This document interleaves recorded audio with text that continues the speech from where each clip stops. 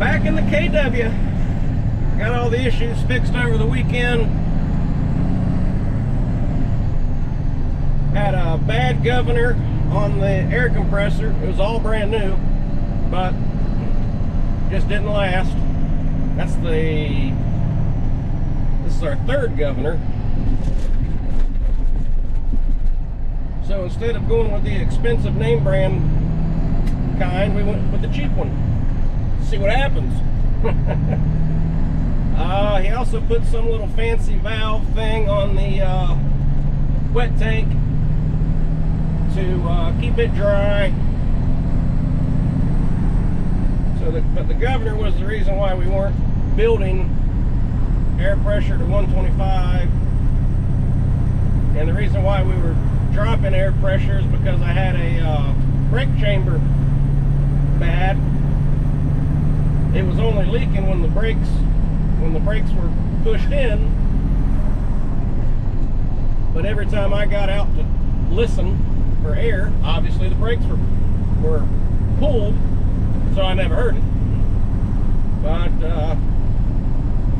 he heard it at the shop, so got a new brake chamber, got a new governor, and the belt's flipping.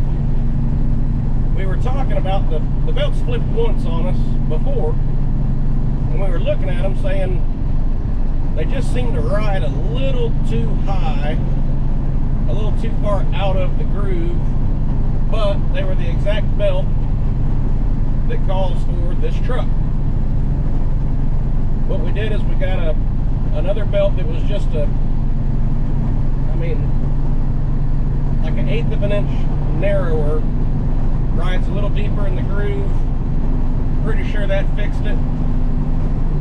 We'll know in a day or so, probably by the end of today.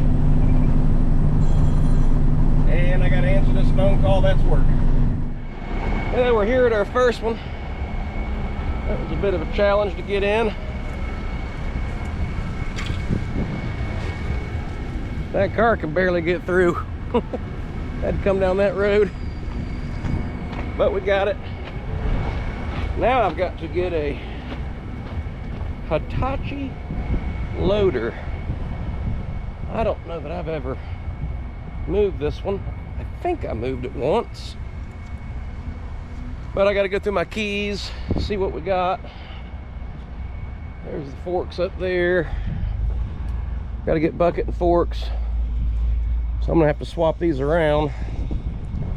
That's gonna be a little learning experience on this thing, but you look around and push enough buttons, they'll figure it out. All right, so we got it running. Oddly enough, it takes a John Deere key. Oh, let's see. There's the parking brake. I gotta go dump this bucket off somewhere. Actually, I don't think I need two hands for it. I think I just need to go the other direction with it, and it worked just fine. Now I gotta get unhooked. That was easy. Most of the time I fight them like hell. There's the beast. This is a small job site. There's an inlet right there I don't want to hit. Somebody's rebar there. Survey stakes. An electric pole. And that bucket, or forks, is sitting up there with some electric pipes in front of it. That's going to be interesting.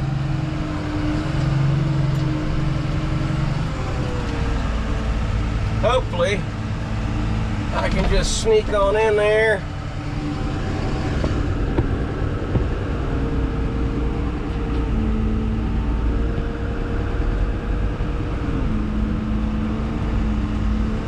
Of course, we're at a heck of an angle.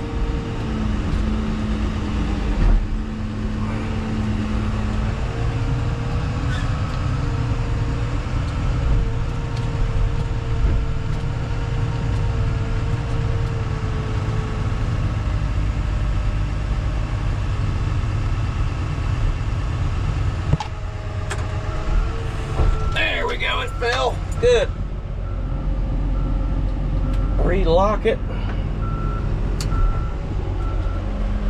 Look at there, ladies and gentlemen. We got it.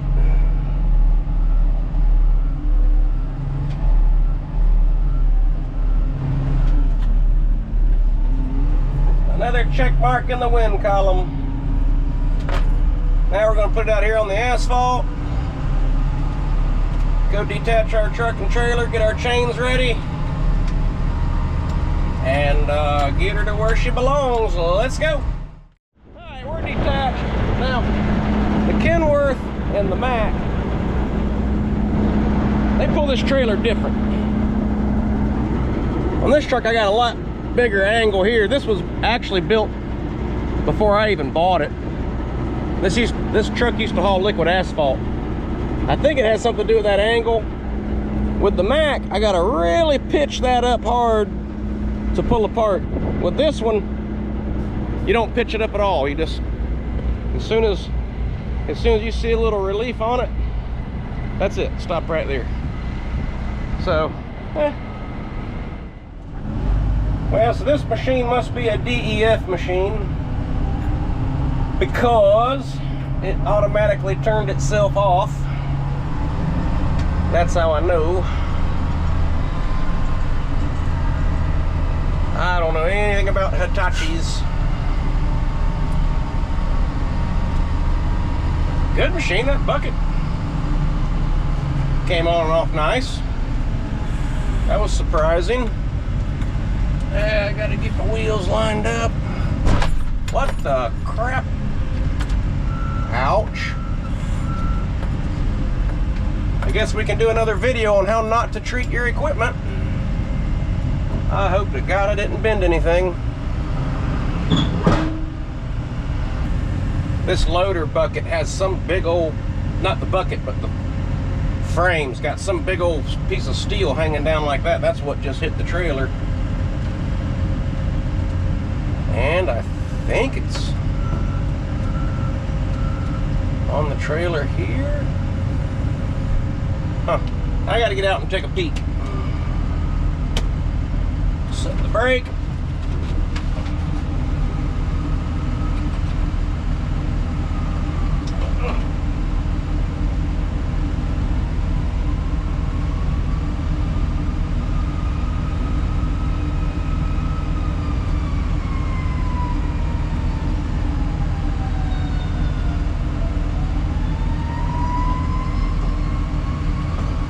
Well, we're sitting on the trailer good, but not far enough forward.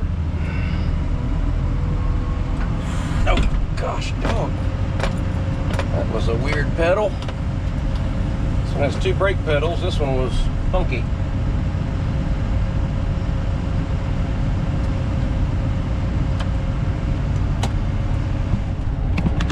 That may allow us to rehook. Let's find out. Yeah, we got enough room to rehook. Close. See that big old thing hanging down there? That's what hit the trailer. I'm gonna have to lay the forks down, touch the fenders. Let's see if we bent anything.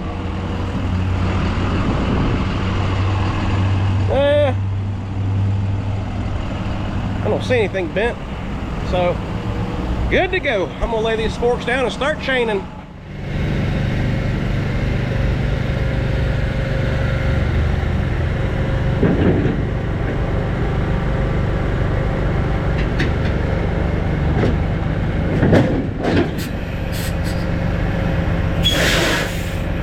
All right, we're at our first one to dump it off.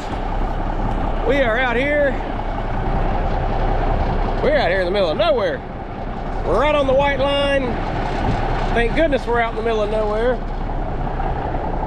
Used to be orange groves. Used to be orange groves.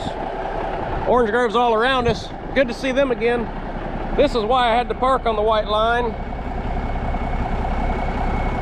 Florida sugar sand. Where those trucks are parked, it's sloped big time. Right here is about the flattest surface I could get. You can even see my tires sinking in with the grass. So we got to be real careful pulling apart and rehooking. We do not want to spin at all. I mean, look at, and that's grass. My darn feet sink in it in the grass. So we got to be super careful. All right, we got her pulled apart. We locked our diffs in to make that happen. Pushed my boards, there's 2 boards there. Pushed them all the way in the ground, just setting it down, and pushed that trailer from there to there. It's pushed in that far just by setting it down. We haven't even backed off yet. That's how soft this ground is. So got pulled apart, real careful. Like I said, I locked my diffs. Definitely gonna have to be extra careful hooking up, because once we back off, I'm gonna shove that trailer in the ground even further. All right, park and brake. Okay, got some kind of a little wait a minute period. But, so we're gonna back off real slow, just to try not to bounce on it, because we don't want to push it in any further than we have to, because I really don't want to get stuck. And there she is. Always park everything as pretty and as professional as you can. And there she sits. Well, round 2 on the tight squeeze. Now we gotta get, y'all recognize that one. Woo! It ought to be able to push through that pile. Dang. They got her piled up on it. We'll fire it up and hit it full throttle.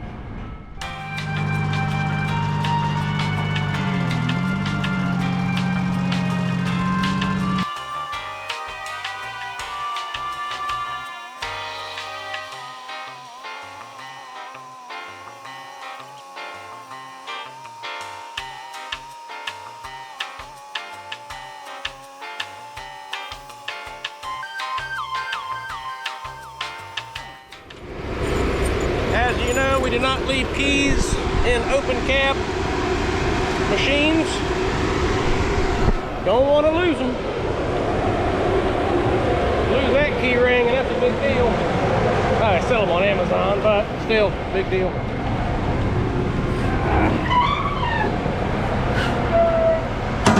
That needs some Earl.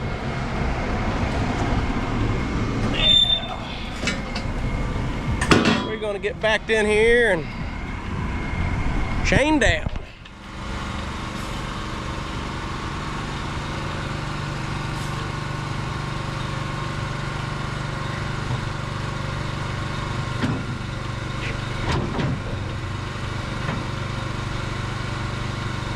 Last chain.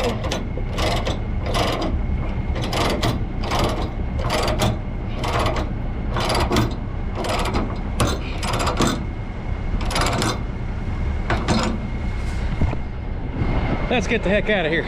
Uh-oh. Pops has got the hood up on the mat. Did it fire up good? Yeah.